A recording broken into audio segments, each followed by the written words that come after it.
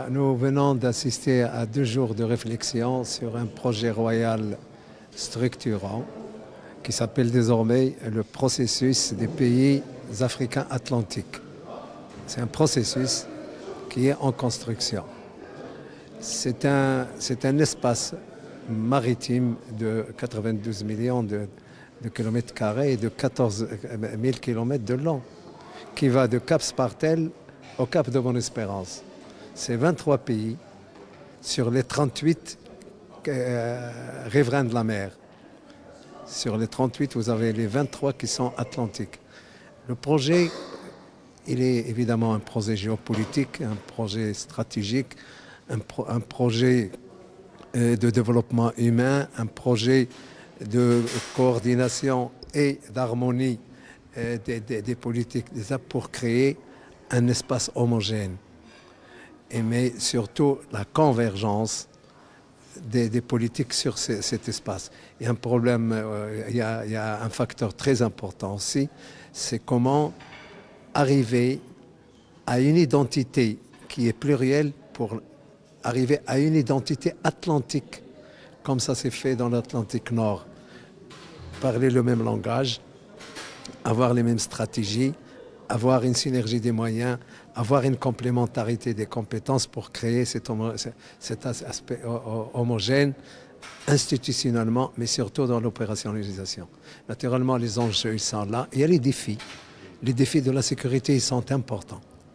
Vous avez une zone qui est quand même l'épicentre du terrorisme mondial, le Sahel, la Corne d'Afrique, le lac Tchad, le Nigeria, etc.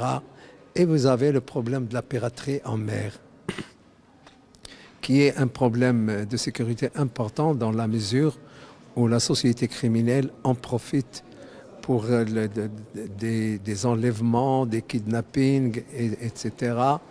Et donc qui est un enjeu qu'il faut absolument identifier, cerner et combattre dans la coordination et dans la complémentarité.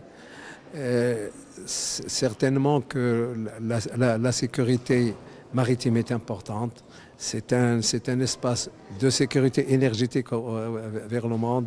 C'est un espace aussi qui est malheureusement encore sous-intégré. Et c'est un effort, comme disait Sa Majesté, que l'Afrique fasse confiance à l'Afrique, qu'on travaille ensemble. Nous en sommes au balbutiement du départ, mais les chantiers sont en cours.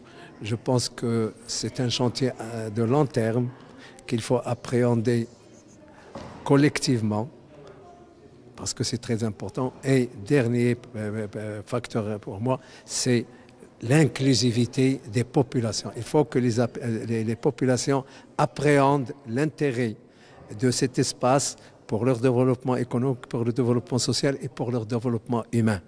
Et donc il y a cette partie que je pense que les États font ce qu'il faut. Il faut que les parlements s'inscrivent, il faut que la société civile s'inscrive et il faut que ce que j'appelle la diplomatie partisane, les partis politiques s'insèrent. Malheureusement, ils ne sont pas encore dans ce... Il faut que les partis politiques et les parlementaires s'inscrivent dans cette initiative pour accompagner ce projet royal structurant qui apportera beaucoup de choses au Maroc. Le Maroc, il est inévitablement un leader parce qu'il a une position stratégique nodale, importante, mais il est aussi par ses actions altruistes à l'endroit de l'Afrique qu'il a choisi comme prolongement et comme continuité du Maroc.